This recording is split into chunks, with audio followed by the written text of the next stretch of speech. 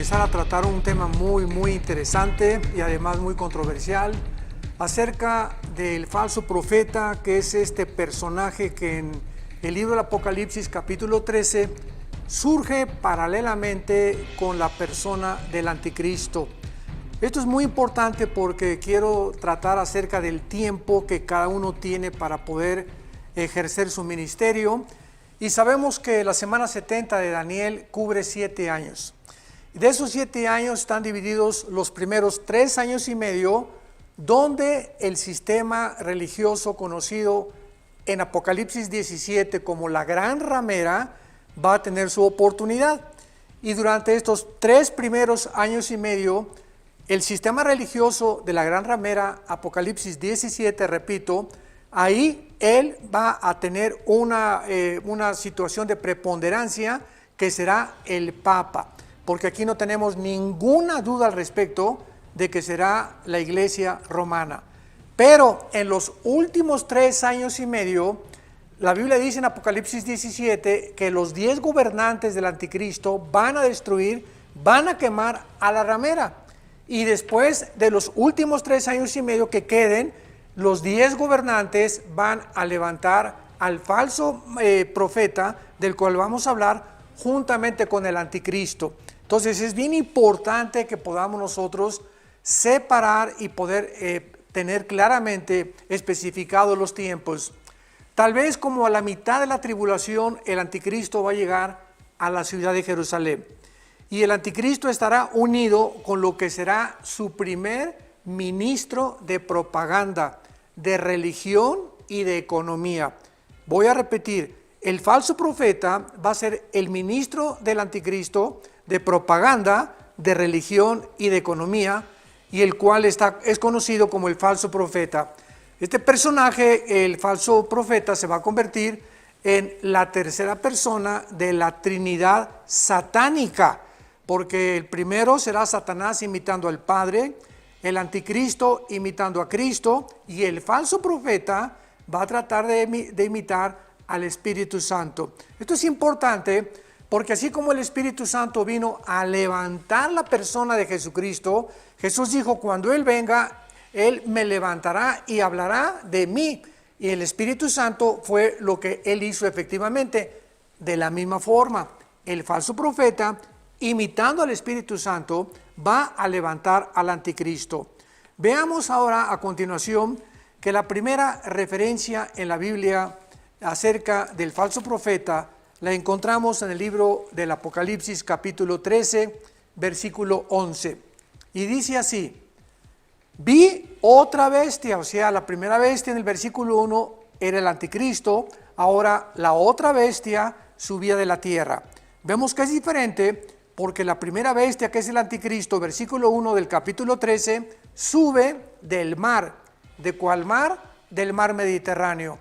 ¿Cómo lo sabemos? Porque el apóstol Juan se encontraba exiliado en la isla de Patmos, que está como a 35, 40 kilómetros más o menos cerca de la península Egea y del mar Egeo también, y de Turquía. Entonces Juan se encontraba en la isla y enfrente tenía el mar Mediterráneo. Y dice Juan, vi subir del mar Mediterráneo. O sea, no nos vamos a extender en esto, pero el anticristo va a surgir de alguna área del mar Mediterráneo, que ya sabemos que será entre Siria e Irak. Entonces, esta segunda bestia, dice la Biblia, que tenía 2 cuernos semejantes a los de un cordero, pero hablaba como dragón. En otras palabras, el falso profeta será un hombre que entrará al mundo con una apariencia de ángel de luz, que nadie no rompe ni un plato, y que realmente él viene en son de paz, de peace and love, y vengo a promulgar una paz que el mundo no ha conocido, etcétera, etcétera. Pero sin embargo, el interior de este falso profeta, por eso se llama falso profeta, porque lo que él está hablando no es lo que está en su corazón. El rey Salomón escribió en Proverbios: como es el corazón, habla la boca. Lo que sale de nuestra boca es porque estaba en el corazón. Entonces el falso profeta será realmente, ¿verdad?, un diablo, un demonio que traerá dentro con la apariencia de una persona santa, buena y benigna. Y luego dice a continuación en el versículo 12 que ejerce toda la autoridad de la primera bestia, que es el anticristo, y que la tierra y los moradores adoren a la primera bestia. ¿Quién es el que hace o el que nos lleva a adorar? A la persona de Jesucristo, el Espíritu Santo. Así que no es coincidencia que el falso profeta también va a ser él el que motive al mundo para que adoren a la bestia. En la próxima conferencia vamos a explicar esto con más detalles y sabemos que todos ustedes estarán muy interesados porque ya nos vamos a adentrar en el tiempo de cada uno para que podamos, como le dijo Pablo a Timoteo, trazar bien la palabra de verdad. Les esperamos para la próxima conferencia. Y desde luego el nombre de la iglesia, donde el 90% de las mujeres en esa iglesia donde yo fui a predicar, estaban el 90% con el ombligo de fuera y con unos chorcitos hasta acá. Y los hombres dicen, ¿dónde? No te voy a decir dónde. Viejo rabo verde. Bueno, para relajar un poco el ambiente, cuando yo estaba ahí esperando a subir a predicar, pues enfrente de mí había una fila, ¿verdad?, de hermanas, imagínense nada más. Y pues al hombre la Biblia dice que las tentaciones nos entran por los ojos. Entonces ahí tenía yo enfrente de más o menos 4 o 5 hermanas, ¿verdad? Y te alabaré, te alabaré. Dios mío santo, dije, por ten misericordia, Señor. No sabía si ponerme un antifaz o salir corriendo de esa iglesia, pero dije, esto es demasiada tentación. Y recordé lo que un predicador hace algunos años nos dijo en un congreso.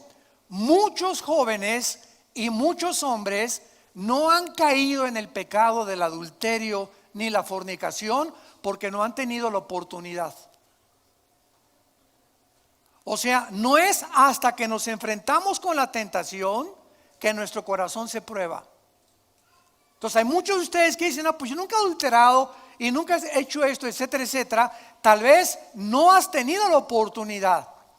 Pero como dijo este hombre de Dios, un misionero, muchos denle gracias a Dios, pero cuando venga esa oportunidad en la que tú te encuentres, como decía él, si un hombre se encuentra en una isla con una mujer y está 15 días con ella, le va a contar el cuento del Cantar de los Cantares y la Cenicienta y Disneylandia y lo mismo con las mujeres. O sea, todos estamos expuestos a la tentación. Y no han caído muchos porque esta tentación no se ha presentado. Quiero decirte, Dios te va a probar. A las parejas de los novios, Dios las va a probar. A los casados, Dios nos prueba. A las casadas, Dios las prueba. Y una vez que pasamos la prueba, subes otro escalón en la vida cristiana. Ese escalón se llama la santificación, que es el proceso de ir subiendo la escalera, donde cada vez estamos más cerca del corazón de Dios. Discernimos más claramente su voz y cada día nos fortalecemos interiormente para poder blindarnos y aguantar las que se vienen en el futuro. Porque si ahorita tenemos tentaciones, espérense, a la descomposición que la sociedad está enfrentando, no se imaginan, el mundo va a acabar peor que Sodoma y Gomorra. Así lo profetiza este libro que se llama la Biblia. Entonces esta iglesia era una iglesia que toleraba todo esto. Esa iglesia que les mencioné, claro que al acabar el mensaje fui a comer con el pastor y se lo dije. Me dijo, es que aquí, ¿verdad? Pues todos se visten de esa manera. Espérame tantito. Yo entiendo que en una iglesia, y se lo he dicho a muchos pastores, si una prostituta llega a la iglesia vestida con minifalda y eso, no la juzguemos ni como se pinta, porque es una mujer que apenas está comenzando a entender cómo debe de vestirse. Pero si esa prostituta tiene 4 o 5 meses en la iglesia y los líderes de la iglesia le continúan permitiendo que se vista de esa manera, ya no es culpa de ella, es culpa de nosotros. Entonces tenemos que entender esto. En la iglesia aceptamos homosexuales, lesbianas. La iglesia es un hospital y es bienvenido el que sea, mientras estés dispuesto a poder colaborar con el Espíritu Santo, con los pastores, con los estudios de la Biblia, para que tu vida interior pueda ser transformada. Pero si después de estar tratando con un homosexual 6 meses en la iglesia, veo que anda detrás de los niños de la escuela dominical, o que en un campamento de jóvenes me lo reportan, lo corremos de la iglesia, porque tenemos la autoridad de ejercer disciplina y decirle: te dimos la oportunidad y tú no quieres colaborar con nosotros, tú no puedes venir a infectar a los jóvenes y a los niños de la iglesia, porque son ovejas que tenemos que proteger. ¿Me entienden? Esto es muy claro. Entonces es la forma como la Biblia nos guía. Entonces hay muchas iglesias que esto no lo toleran y los dejan, y al ratito cunde el pecado, porque es como la radiación del pecado. El pecado contamina. Tú tienes una amiga que se acuesta con su novio, y es tu amiga, te va a contaminar, y vas a acabar haciendo lo mismo con tu novio también. Tienes un amigo que se acuesta con su novia, te va a contaminar. Las malas amistades corrompen nuestro carácter. Cuidémonos quiénes son las personas cerca de nosotros, porque nos influencian para bien o nos influencian para mal. Esta iglesia, y es lo que nos corresponde a esta segunda parte, dice versículo 20, tenía una mujer que toleraba y se llamaba Jezabel, que se dice profetiza, versículo 20, capítulo 2 de Apocalipsis. Y esta mujer estaba enseñando ahí en la iglesia y seduciendo a los siervos de Dios a cometer relaciones sexuales. Imagínense nada más, a fornicar. Y además también les decía: no hay ningún problema en comer cosas sacrificadas a los ídolos. Ya hemos visto que el Espíritu Santo tomó el ejemplo de una reina en Primera y Segunda de Reyes llamada Jezabel. La palabra Jezabel significa la perjura, o la que engaña, o la que desvía. Imagínense nada más. Entonces, esta reina en el Antiguo Testamento era sidonia y se casa con el rey Acab, que era de Israel. Entonces, él, en lugar de enseñarla a ella y guiarla a ella a que abandonara a los dioses de donde ella venía, estaba acostumbrada, el rey Acab era un hombre débil de carácter. Entonces, esta mujer, cuando hay un matrimonio donde la mujer es más fuerte de carácter que el hombre, lo cuelga, lo trapea, lo extiende y pasa sobre él. ¿Por qué? Porque así es como funcionan lo que se conoce como matriarcados. ¿Qué es un matriarcado? Es un matrimonio, una familia donde es ella la que truena los chicharrones, decimos en México. La que le dice a Gutierritos: métase a dormir que voy a pasear ahora en la noche. La que ella manda, la que ella da los permisos a los hijos, la que ella lleva el liderazgo total de la casa. Esto Dios lo juzga y lo condena, porque no debe ser así. Es al hombre a quien nos entregó Dios la responsabilidad de nuestra casa, de las iglesias y de los gobiernos. Cuando hay mujeres en las casas que tienen que tomar el matriarcado, regularmente son por hombres débiles que no quieren más que: ahí está Eufemia, toma 2 pesos, paga el gasto y la luz. Como dice la canción mexicana también, ¿verdad? Y él nomás se acostumbra con el dinero y cree que con eso ya cumplió. Por estos congresos que estamos haciendo, hombres de compromiso, y eso es para educar la conducta y el alma del varón, para que entendamos cuál es nuestra responsabilidad. Entonces, cuando hay este tipo de personas, pues las mujeres toman el liderazgo, porque alguien lo tiene que tomar. Y Dios bendice muchas veces a estas mujeres cuando Él es de este carácter y el hombre no quiere tomar sus responsabilidades. Y las iglesias hay igual. Siempre donde voy me preguntan: ¿por qué hay mujeres pastoras?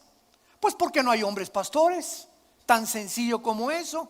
Los hombres han abandonado el liderazgo en la iglesia, no hay nadie que lo tome, y Dios bendice, como lo vamos a ver, a muchas mujeres que agarran las riendas de la carreta y con los caballos, y ellas, y los niños atrás, y el hombre roncando, evadiendo sus responsabilidades, creyendo que solamente es entregar el dinero. Y las mujeres se encargan de educar a los niños, de leer la Biblia, de orar, de administrar el dinero, aunque esa no es la voluntad de Dios. Dios lo permite porque se tiene que llevar a cabo a fuerza el liderazgo, pero somos responsables nosotros los hombres de este liderazgo.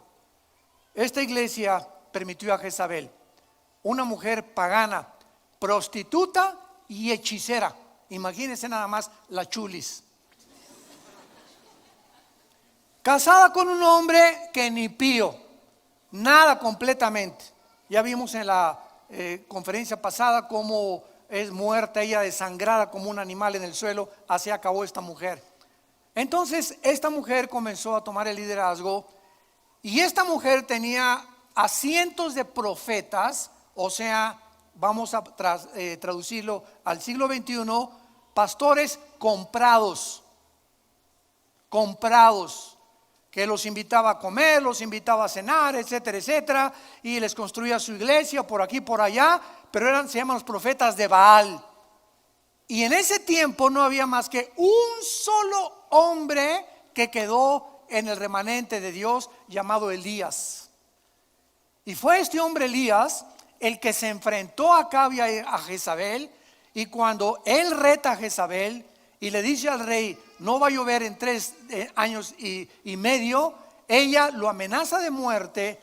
Y el principado y los demonios tan grandes que tienen estas mujeres, que se dicen profetisas, chantajistas, y que dicen que ellas son las que deben de controlar y tomar el control del mundo, son tan potentes los demonios de estas mujeres, que Elías se echó a correr y se escondió y le dijo a Dios: ya no quiero saber nada de ti. Después que había vencido a los profetas de Baal. Imagínense nada más. Bueno, entonces dice la Biblia en el versículo que nos atañe: tengo contra ti que toleras a esta mujer Jezabel, que se dice profetiza. Una de las infecciones que ha entrado a la iglesia, porque la Biblia lo profetiza, no nos sorprendamos, no nos alarmemos, no tratemos de decir: Dios mío santo, ¿qué está pasando en la iglesia de Cristo? La Biblia dice que antes que Cristo venga, las iglesias serán infiltradas de falsos profetas, falsos apóstoles, falsos maestros, falsas doctrinas, barbaridades del mundo. La iglesia va a copiar los diseños del mundo y los va a traer a la iglesia. Todo esto forma parte de lo que se llama la apostasía de la iglesia. Segunda de Tesalonicenses 2:4, Primera de Timoteo 4:1, Segunda de Timoteo 4 del 4 al 7. La apostasía de la iglesia. El liderazgo se va a salir, vamos a comenzar a ser invadidos, ¿verdad? Y los líderes somos responsables de mantener la sana doctrina, lo que la Biblia enseña. Y el mundo se echa encima contra todos los pastores y los líderes que quieren aferrarse a la sana doctrina, y viene entonces una iglesia dividida como la que se encuentra actualmente en el mundo. Muy bien. La palabra profetizar en el Nuevo Testamento no significa lo mismo que en el Antiguo Testamento. En el Antiguo Testamento los profetas eran los videntes, los que veían hacia adelante el futuro, tocaban la trompeta, eran como atalayas en una torre, como un castillo, y anunciaban al pueblo de atrás de las murallas: prepárense, porque veo polvo y veo caballos y nos van a atacar. Ellos eran los visionarios que prevenían al pueblo de los peligros futuros. Entonces los profetas eran enviados por Dios en el Antiguo Testamento para que le dijeran al pueblo los peligros, para que les advirtieran de los juicios de Dios. Y también los profetas en el Antiguo Testamento profetizaron cosas futuras, como el libro de Daniel es un ejemplo, es el más grande ejemplo. Isaías 53, que profetizó 500 años antes de la crucifixión de Cristo. Daniel profetizó el día y el año en que Cristo iba a nacer, hace 2000 años. Es la única parte en la Biblia y el único profeta donde encontramos en el capítulo 9 de Daniel las 70 semanas que profetizó cuando Cristo iba a nacer. Muy bien. Entonces los profetas cumplieron con su cometido, y el último profeta fue Juan el Bautista. Y Jesucristo lo dijo: de entre los nacidos de mujer no hay nadie de los profetas tan grande como Juan el Bautista. Cuando los apóstoles mueren en el siglo I, la Biblia se cierra y se le pone un candado a la Biblia, a los 66 libros que forman este libro. Y la Biblia acaba en Apocalipsis 22. Nadie le puede ahora agregar nada a la Biblia, ni del cielo, ni del futuro, ni de los terremotos, ni del infierno, ni que te fuiste al infierno, que te fuiste al cielo. Todo lo que Dios necesitaba decirnos del cielo, del infierno, del pecado, del futuro, de las naciones, todo está aquí. No hay nada que ponerle, no hay nada que quitarle. Y el que se atreva a agregarle a lo que se llama la revelación, dice en Apocalipsis, recibirá las maldiciones que están escritas en este libro. Muy bien. Llegamos al Nuevo Testamento, que comenzó con los Hechos. Esto es importante para tener bases y entender el Apocalipsis. En el libro de los Hechos, la iglesia comienza en Pentecostés. Mateo, Marcos, Lucas y Juan fueron escritos bajo el Antiguo Testamento. Todo lo que Cristo vivió y enseñó fue bajo el Antiguo Testamento. La iglesia nace en Pentecostés con el bautismo del Espíritu Santo, cuando el Espíritu Santo coloca a miles de personas en el cuerpo místico de Jesucristo. Efesios capítulo 5. Muy bien. Ahora los profetas en el Nuevo Testamento, la Biblia nos dice que ya no anuncian el futuro. Y estamos llenos de, métete al internet y vas a encontrar, pues va a haber un terremoto en septiembre fulano de tal. Y el mundo se va a acabar en noviembre fulano de tal. Y el Señor dice que te vas a casar con una muchacha que van a venir de verde el próximo domingo. Y el Señor dice que de aquí de esta iglesia saldrán ríos de agua viva. Y tú vas a ser el ungido de los ungidos, el Luis Miguel de la iglesia cristiana. Y cosas por el estilo, ¿no? Entonces claro que todo eso apela al ego. Al ego. Y la Biblia dice, cuídate de aquellos que te alaban demasiado, porque el que te ama y te respeta te dice la verdad. Entonces ten cuidado de gente que te alaba demasiado, porque eso no viene de Dios. Pero al diablo le encanta alabarnos. Eres lo máximo, te pareces a John Travolta. Todas estas cosas han entrado a la iglesia del mundo. Y ahora encontramos, yo voy en los viajes, acabo de regresar de algunos países de Sudamérica, donde quiera que voy me dicen, te presento a la profeta fulana de tal. Cálmate, Malaquías, le digo. Te presento al apóstol fulano de tal. ¿Quién los nombró apóstoles? ¿Quién los nombró profetas? Pero ¿por qué le dice que es la profeta? ¿O por qué dice que es profeta? Porque me dio una palabra. Espérame tantito. Si alguien se acerca contigo, como algún tiempo pues, sucedió conmigo, fui a un congreso en una ciudad aquí de México. Yo estaba hace algunos años en una crisis como ustedes no se imaginan. Una crisis existencial. Tremendo. El diablo estaba dispuesto a acabar con mi vida, con la familia, con la iglesia que en aquel tiempo teníamos. Se vino como abejas africanas con todo lo que tenía Satanás para despanzurrarme, para dejarme embarrado en el suelo. Entonces me invitaron a este congreso. Yo tenía 2 o 3 años ya arrastrándome así. Duré como 3 o 4 años arrastrándome en esta pena que invadía mi alma, arrastrándome para predicar, para enseñar, llorando todas las noches a Dios. Y en este congreso había una persona norteamericana que se acercó a mí y me puso la mano y me dijo, no me profetizó nada, tengan mucho cuidado para que vean la diferencia. Se acercó y me puso la mano y me dijo, Armando, él sin conocerme ni yo a él, tú estás pasando por esto y por esto y por esto y por esto. El Señor me dice y me cita versículos de la Biblia que en ese momento yo sabía que yo necesitaba oír, que eran versículos de ánimo, que eran versículos que había leído 50 veces, pero que en ese momento cobraban vida en mi vida. Entonces ese hombre no era un profeta, se llama palabra de conocimiento. Palabra de conocimiento, apúntalo, está en 1 Corintios capítulo 2. Cuando el apóstol Pablo en Hechos 5 se acerca a Ananías y le dice a Ananías, ¿por qué le mentiste al Espíritu Santo y no estás diezmando lo que prometiste diezmar a Dios. La pregunta es lógica. ¿Quién le reveló a Pedro? Todas estas situaciones las encontramos en la Biblia. ¿Quién le reveló a Pedro que Ananías y su esposa estaban robando a la iglesia? ¿Quién se lo reveló a Pedro? Esto no era un profeta, esto es palabra de conocimiento, donde tú puedes de repente, como este hombre que me puso la mano, saber por el Espíritu Santo y nos ministran a las necesidades que nosotros tenemos. Y desde luego que esa vez que él puso su mano en mi mano, este hombre de Dios, este pastor, yo supe que en ese momento Dios me decía: Armando, no me he olvidado de ti. Eso fue lo que yo sentí en mi alma.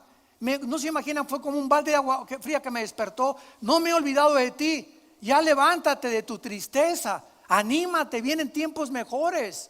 Y eso fue lo que yo sentí, porque yo lo necesitaba, y en su misericordia Dios me lo envió a mi vida. Pero no son profecías, son palabras de conocimiento. La profecía en 1 Corintios 14 versículo 3, apúntalo. El profeta en el Nuevo Testamento ya no enseña el futuro ni predice cosas futuras, sino que habla para exhortar, consolar y edificar.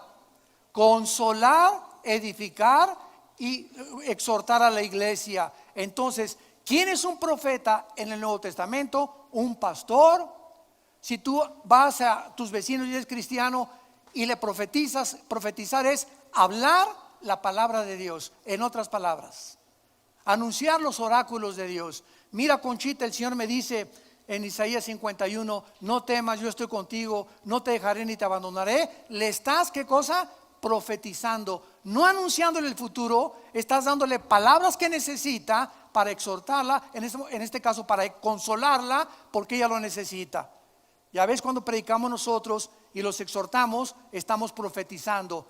Que quede bien claro en tu vida: ya no hay tal cosa como un profeta que anuncie el futuro. Esta mujer estaba ya en el Nuevo Testamento y se decía profetiza. Ten cuidado cuando alguien llegue a tu vida y te diga: tengo una palabra para ti. Dile: aquí tengo la Biblia entera. Cuando alguien, hermano, dame una palabra, digo: dame tu Biblia, aquí está, mira. ¿Estás buscando palabra de Dios o estás buscando atajos por tu flojera de no estudiar diligentemente la palabra de Dios? Pero eso sí, dame una palabra. O sea, no tengo tiempo para estudiar, no tengo tiempo para discipularme, no tengo tiempo para aliti, no tengo tiempo para poder consultar y meditar todos los días, estar con Cristo. Necesito que ya me den a la marucha un café instantáneo. Este es el cristianismo que se está viviendo y el que se está enseñando en muchas iglesias. Se está apostatando de la fe. Una vez que esto ha quedado claro de que esta mujer era una falsa profeta, se dice, y se dicen actualmente igual, profetas y apóstoles, etcétera, etcétera. Entonces, todas las mujeres que se llaman pastoras ahorita de las iglesias, o todas las mujeres en las casas que tienen matriarcado, por causa de que el hombre ha fracasado, por causa de que ya no hay líderes masculinos, ni tampoco hombres de veras de carácter que sepan lo que es ser varón, ¿son Jezabeles? De ninguna manera. Esto es muy importante aclararlo. Existen cantidad de mujeres ungidas por Dios que aman verdaderamente a Dios y a sus ovejas, y que están realizando un muy buen trabajo como pastoras, evangelizando y enseñando el pastorado a las almas. Entonces, ¿a qué tipo de mujeres se refiere la Biblia que son las Jezabeles? Que son las que los líderes de las iglesias tienen que cuidar y prevenir al pueblo de Dios. Las Jezabeles representan, escuchen con mucho cuidado, mujeres que tengan espíritu de control, que quieran dominar a los hombres, manipularlos, usar el chantaje y la usurpación de la autoridad que Dios le dio a un hombre masculino, tanto a él en el hogar como en la iglesia, como en los gobiernos. Entonces, si ya en una casa la mujer usa su autoridad porque ella es la matriarca y el hombre es débil, y ya a él lo está manipulando y no le da la oportunidad que él tome liderazgo, y no es sabia esa mujer para decirle: mi amor, tú tienes que tomar el liderazgo de los hijos, tú enfréntate a esto, tú tienes que hacer estas cosas. Hay otras personas que quieren ese poder, ese dominio sobre los demás. Y escucha, cualquier persona que ejerza control sobre otra persona o que quiera dominar a otra persona, se llama en la Biblia espíritu de brujería. La autoridad no es autoritarismo. Cualquier hombre que le diga a su esposa: pues yo soy aquí Pancho Pantera, y la Biblia dice que tienes que estar sujeta a mí y me tienes que obedecer. Esa no es autoridad, es un hombre dictatorial, autoritario. Ha pervertido la autoridad que Dios nos delegó. Entonces hay muchas mujeres que cuando ven ese autoritarismo, ¿qué hacen? ¿Verdad? Responden y respingan y: a mí no me gritas, chiquito, ¿qué te creíste si mi mamá se surtía a mi papá? Y hay de todos los niveles, ¿verdad? Entonces vemos cómo llevamos a los extremos la profecía, el apostolado, el autoritarismo, los jezabeles. Siempre tendemos los extremos. Y la Biblia nos trae al balance con una palabra que se llama sabiduría. Hijo mío, Proverbios, todo Proverbio está lleno. Adquiere sabiduría sobre todas las cosas. Adquiere sabiduría más que las piedras preciosas, más que el poder, más que lo que anheles. Busca sabiduría, porque si tú llegas a tener dinero en la vida y no tienes la sabiduría de Dios, ese dinero se convierte en maldición en tu vida, tarde o temprano. Lo acabas desperdiciando. Si tú llegas a un puesto de autoridad y presidente de la república o senador o gobernador, o tienes una compañía o tienes una serie de tacos aquí en Toluca, 50 taquerías ya conseguiste, ya el dinero está entrando y estás prosperando por todos lados, y no tienes la sabiduría de Dios, de nada te va a servir la prosperidad. Vas a acabar o divorciándote, o yéndote con otra mujer, o tengo dinero, puedo tener un amante, o gastando gastos excesivos que no valían la pena comprar, etcétera, etcétera, porque es la sabiduría de Dios la que nos da el balance para vivir. Amén. Por eso necesitamos tanto vivir en este libro que es la Biblia. Por eso la semana que entra nos vamos 230 parejas a Cancún, a la Riviera Maya. ¿Por qué lo hacemos allá? Es que son puros matrimonios fifí. No somos matrimonios fifí. Tantas tonterías que nos critican, que nos atacan. ¿Por qué no lo hacen en México? Porque escucha primero antes de criticarlo. Llegamos a la conclusión de hacerla ahí, para darles oportunidad a los centroamericanos y sudamericanos que vayan de los de España, de Estados Unidos y de Miami. Por eso aquí también tenemos seminarios y casi nadie viene. Sí. ¿Cómo es la gente de veras? Siempre están buscando la manera de atacar, de degradar, de calumniar, de insultar la obra de Dios. Pero hay de todo en la vida. Y estas personas, acuérdense que son los alacranes, no son los cristianos. Muy bien, entonces este espíritu, vean por ejemplo en Isaías capítulo 3, cómo este espíritu, Dios advirtió a Israel que se infiltraba en el pueblo de Dios.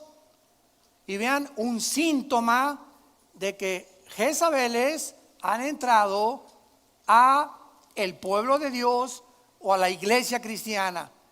Mujeres que quieren dominar a los pastores cuando ya hay pastores, mujeres que quieren dominar la situación en la casa cuando ellas deben de saber que tienen que estar sujetas a su esposo, y si su esposo no se sujeta, pedir consejería, etcétera, etcétera.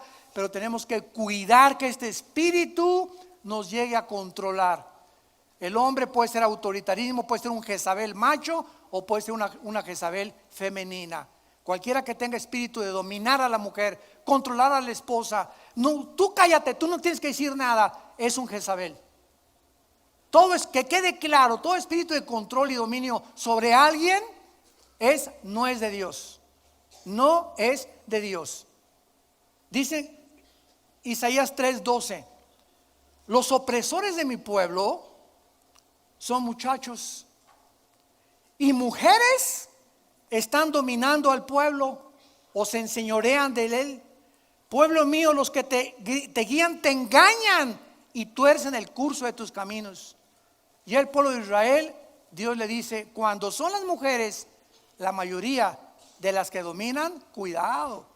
Aquí hay una descomposición social ya muy grave. Y cuando son demasiados jóvenes los que están tomando el liderazgo sin tener detrás de esos jóvenes coaches o entrenadores o pastores de edad que los estén vigilando, van a desviar al pueblo porque se envanecen cuando ponemos pastores que no tienen la madurez espiritual para guiar al pueblo, sin la vigilancia de los otros que ya tenemos un poco más de experiencia. Entonces están levantándose iglesias por todo el mundo, muchachos de 25, 30, ya quieren ser pastores. Siempre les pregunto, ¿tú bajo quién estás de cobertura? ¿Quién es tu coach? ¿Qué misioneros de 40, 50 de la tercera edad tienes que te puedan aconsejar y que te digan, estás mal, regrésate aquí, esto no debe ser así? Si no hay un consejo, el pueblo se muere, dicen Proverbios. Donde no hay dirección sabia, el pueblo perece. ¿Se dan cuenta cómo necesitamos todos consejo? Los jóvenes necesitan nuestro consejo. No se ensoberbezcan, jóvenes. Estamos para ayudarlos a ustedes, para empujarlos a que ocupen los lugares de liderazgo. Pero sométanse a las autoridades que Dios ha establecido. Sométete a tus papás. Sometámonos al gobierno cuando el gobierno no viola la palabra de Dios. Sometámonos a las autoridades, Romanos 13, porque esta es la voluntad de Dios. Muy bien. Ahora veamos rápidamente que le dice también Cristo a esta iglesia. Y esta Jezabel no solamente está seduciendo sexualmente a muchos hombres en la iglesia, sino que también los está enseñando a comer cosas sacrificadas a los ídolos. Pregunta: cuando viene el Día de Muertos, no levanten la mano. ¿Compras pan de muerto? No lo levante la mano nadie. Sabemos que por eso se llama pan de muerto, que es pan ofrecido a los muertos. El Día de Muertos, mucha gente, por ignorar la Biblia, no juzguemos tan severamente. Lo hacíamos todos nosotros antes de ser cristianos. Bueno, yo no me acuerdo, ¿verdad? Mi abuelita llevando al panteón a un muerto, llevándole pan. Pero hay muchos que sí lo hacen, porque son costumbres y tradiciones paganas. La pregunta es, ya siendo cristianos, 1 Corintios 8 y Romanos capítulo 14, 1 Corintios 8 y 10, ya siendo cristianos, debemos los cristianos ir a la panadería, ya no ir al panteón, comprar el pan de muerto. Nadie conteste, espérense. Debemos los cristianos, ahora que viene la fiesta de Halloween, permitir que nuestros hijos se vistan del anticristo, del diablo, de arañas o de brujas o de brujos. Ya contestaron todos, ¿verdad? Les dije que no contestaran. Bueno, estas preguntas son importantes para los cristianos nuevos. Dice 1 Corintios 8, muchos teniendo este conocimiento, ¿verdad? No juzguemos a los que lo hacen, porque hay muchos cristianos nuevos que son cristianos, pero no entienden todavía ni disciernen claramente lo que está permitido y lo que no está permitido, por cuestión de que 1 Corintios 10, lo que los gentiles sacrifican lo hacen a los demonios. La fiesta del Halloween es la fiesta del diablo. Haz de cuenta que te invito a una fiesta, pero es del diablo. ¿Irías? No, ¿verdad? Pero si te dicen, te invito a una fiesta de disfraces, pero no te dicen que es del diablo. Pues ¿qué tienen los disfraces? Los de brujita, y le ponen ahí una escoba y le ponen esto. Dices, pues como que no le veo mucha maldad. Pero detrás de eso no te dicen, es la fiesta del diablo. Porque el Halloween lo comenzaron los sacerdotes druidas en Europa, druidas con D de Daniel, que sacrificaban a Satanás. Y de ahí viene lo que se llama la fiesta del Halloween, que nos heredaron Inglaterra, Estados Unidos, a las naciones latinoamericanas. Entonces, un cristiano ya con este conocimiento, vas con la maestra de tu escuela y le dices, discúlpeme porque llegan los niños, oye mamá, pero si no voy vestida de bruja a la fiesta de Halloween, me dijo la maestra que me va a reprobar. vas con la directora de la escuela o el director de la escuela y de acuerdo a la Constitución mexicana no pueden obligarte a hacer eso. O a la Secretaría de Educación Pública. Entonces, maestra, somos cristianos, vas con todo el valor del mundo. Mañana mi hija no viene a la fiesta, tenemos otros, somos cristianos, tenemos otras costumbres y no nos vamos a someter a esto. Que Dios los bendiga y adiós.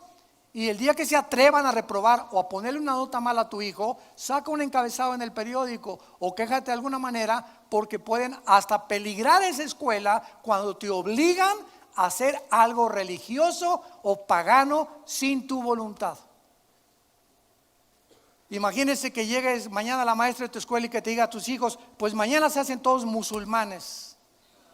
Imagínate, ¿no? Es lo mismo. Oye, espérame tantito, tú no puedes obligarme a tener ninguna religión. Por la fuerza ni los zapatos entran. Y usted no tiene el derecho más que de educar a mis hijos, no instruirlos en qué religión deben. Ellos tienen que aceptar cuando sean jóvenes, aceptar la religión o las creencias o la filosofía que sus padres les hayan enseñado. Las escuelas no tienen la autoridad para hacer esto. Entonces tengamos cuidado, ya que seamos cristianos. Esta iglesia de Tiatira se había infiltrado y estaban los padres cristianos participando de todo. El Día de Muertos, yo quiero decirles a ustedes, porque tenemos el conocimiento, a mi esposa y a mí nos encanta el pan de muerto. Con mantequilla y mermelada de piña sabe mucho mejor. Ahora bien, vean ustedes, cuando a mí, por ejemplo, tengo 40 años, no me califiquen de borracho, por favor. Tengo 40 años tomando una copa de vino siempre en la comida. Ahí está mi esposa y mis hijos de testigo. Mi cuerpo es el templo del Espíritu Santo, amén. Amén, muy bien. Mi cuerpo, yo soy responsable de lo que veo y lo que como. El hermano toma vino tinto, es un borracho, parrandero y jugador. Así está la cristiandad, por el amor de Dios. No entienden, juzgan. Los médicos europeos han comprobado que los ataques al corazón en Europa son menores que los norteamericanos, porque el norteamericano, el americano, no come con vino tinto, toma con refresco y con agua con hielos. Y el agua con hielos antes de comer es cancerígena. Te congela las células del estómago y todos los ácidos, te impide el funcionamiento de la digestión. El agua fría helada. ¿Por qué en Europa no hay ataques al corazón? Porque el vino tinto es antioxidante, anti-envejecimiento. Miren.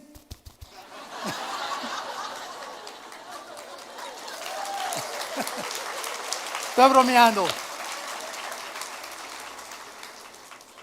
Impide, ¿verdad?, los radicales libres en el cuerpo, en el organismo, y es beneficioso no 2 ni 3. Tú tomas 2 y es contraproducente. En lugar de que te beneficie, el alcohol en exceso te arruina completamente. Ahora bien, si tú fuiste una persona alcohólica y saliste del alcoholismo y una copa de vino te va a caer mal o te va a provocar que regreses antes, mejor no te tomes ni una nada más. Romanos capítulo 14, cada quien esté convencido en su propia mente. Yo sé lo que yo necesito, no me voy a engañar, y si sé que me voy a provocar y voy a hacer más, mejor ni una, agua con limón nada más, sin azúcar. Entonces, todos estos principios nos sirven para vivir con balance, para vivir con sabiduría, para agradar a Dios, para cuidar nuestros cuerpos, para compartirlo con la gente, por la ignorancia tan grande que hay de las Sagradas Escrituras y de la forma como Dios quiere que todos nosotros podamos vivir. Y dice en penúltimo lugar el mensaje a Tiatira: le he dado tiempo a esta mujer Jezabel, versículo 22, para que se arrepienta de su fornicación. Perdón, versículo 22. La arrojo en cama, o sea, esta mujer iba a morir de enfermedades venéreas, aunque sabemos que no murió así. Tal vez la de la iglesia de Tiatira murió así, pero la reina Jezabel murió aventada de un balcón, pisoteada por caballos y como un animal con su sangre derramada por todo el suelo. Cuando ustedes lean Segunda de Reyes, ahí está la historia de la verdadera Jezabel. La arrojo en cama y en gran tribulación a los que con ella adulteran, si no se arrepienten de las obras de ella. Hay un dicho mexicano que dice: tanto peca el que mata la vaca como el que estira la pata.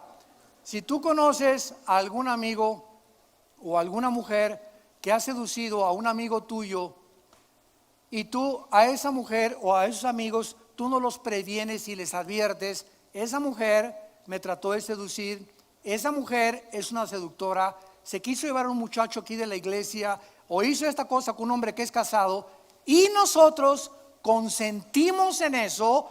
Tanto mata el que se fue con ella, como tú que no haces nada para impedir que el pecado se siga propagando. ¿Cuál es nuestra responsabilidad? Venir con el pastor: pastor, aquí hay una mujer, ¿verdad? Que sabemos que aquí ya lleva 3 o 4 de la iglesia. Y cuidado con los pastores que me escuchan ahorita por internet, que dicen: bueno, pero es que ese es don Panchito, ¿verdad? Sí, él fue el que puso el techo de la iglesia y el que nos puso el piso. No podemos hacer nada. Son pastores que se prostituyen y que se venden. Sálganse del ministerio cuando no somos íntegros en esa situación para agradar a Dios. Fuimos llamados no para agradar a los hombres, para agradar a Dios. Cuando un líder espiritual viola la palabra de Dios y consiente el pecado, cuidado, porque el juicio de Dios viene pronto sobre tu vida. Y lo dice a continuación, versículo 23: a sus hijos heriré de muerte, y todas las iglesias sabrán que yo soy el que escudriña la mente y el corazón, y les daré a cada uno según sus obras. ¿Por qué murió Ananías y Zafira en Hechos capítulo 5? Cuando Pedro confronta a Ananías y Zafira: ¿por qué engañaste a Dios? ¿Por qué estabas robando a Dios? Cayó muerto. Llega Zafira, la esposa: yo no fui. ¿Cómo que no fue? Usted también. Y cayeron muertos los dos. ¿Y qué dice en Hechos 5 después? Y el temor entró a la iglesia. Y sabrá la iglesia que no estoy jugando. Muchas veces Dios obra como obra para que sepamos que es un Dios santo, que no tolera el pecado, que si lo confesamos y nos volvemos a Él, Él nos limpia con su sangre preciosa y no permite que el enemigo nos toque. Con Dios no jugamos. Dios es un Dios santo. Dios no tolera el pecado, ni en la vida personal, ni en los matrimonios, menos en la iglesia también, porque somos la sal de la tierra. Y si la descomposición entra en nuestra iglesia, no tiene ya sabor para poder ayudar a las gentes de afuera a que vengan a la cruz de Jesucristo. Pero a ustedes, versículo 24, ya a los que son cristianos les hablo ahora el Espíritu Santo, pero a ustedes ya es otro grupo. Y a los demás que están en Tiatira, y a cuantos no tienen esta doctrina y no han conocido lo que ellos llaman las profundidades de Satanás, yo les digo: no les impondré otra carga. Lo que tienen, reténganlo hasta que yo venga. Al que venciere y guardare mis obras hasta el fin, yo le daré autoridad sobre las naciones, y las regirá con vara de hierro, y serán quebrantadas como vaso de alfarero, como yo también la he recibido de mi Padre. Y le daré la estrella de la mañana. El que tiene oídos, oiga lo que el Espíritu dice a las iglesias. La Biblia dice claramente que todas aquellas personas que se involucran en el pecado se encuentran en un pozo satánico, las profundidades de Satanás. Y Satanás se disfraza como un ángel de luz, y crees que estás bien, y si no oyes la palabra de Dios, vas a seguir en un camino que parece que es derecho, pero su fin es camino de muerte. Hay caminos que parecen derechos, pero su fin es camino de muerte. Satanás nos engaña, y si lees el libro de Jonás, dice la Biblia: a Jonás le dijo Dios: ve a Nínive, y agarró otro camino, y dice: descendió. En el barco descendió. La ballena que se lo tragó descendió. El hombre que se aleja de Dios desciende. Nunca subimos, nunca avanzamos sin Dios. Vale la pena ser fieles hasta el final, retener estas palabras que son fieles y verdaderas. Dios dio su vida en una cruz por nosotros. ¿Cómo no nos dará todas las cosas si nosotros se la pedimos? Tengamos nosotros esta convicción, esta integridad de seguir a Dios con todo nuestro corazón. ¿Qué nos promete a Dios? Autoridad sobre las naciones. Lo que se perdió en el huerto del Edén, lo vamos a recuperar cuando Él venga. ¿Ustedes creen que todos los cristianos, cuando muramos, vamos a tener la misma autoridad? No, no y no. Apocalipsis 20, versículos 2 y 3, y vi tronos y los que fueron dignos de sentarse a juzgar. No todos los cristianos, cuando muramos, vamos a recibir el honor de regir a las naciones, porque las naciones continuarán en este mundo, pero controladas desde Jerusalén por Jesucristo. Y habrá un nuevo presidente de México, un nuevo presidente de Guatemala, otro de Estados Unidos. No sé cómo lo va a repartir Dios, pero Dios va a escoger a sus fieles, a los que murieron hasta el fin por causa del Evangelio, para darles estos lugares de honor. Y les daré la estrella de la mañana. Jesús en Apocalipsis 22, 16 se llama la estrella de la mañana. Y esta es la promesa del reino mesiánico. Los justos, Daniel 12:2, brillarán como las estrellas en la eternidad, en el firmamento. No nos imaginamos cuando muramos que va a haber alguien que brille más, alguien que emane menos radiación de luz. Habrá justos que brillen como una estrella, porque de acuerdo a lo que tú hiciste en esta vida, será tu resplandor en la otra vida. Vivamos para Cristo, porque Él es fiel. Y dice la Biblia, el que tiene oído, y no sé si tú lo tengas en esta mañana. ¿Saben ustedes qué significa esto?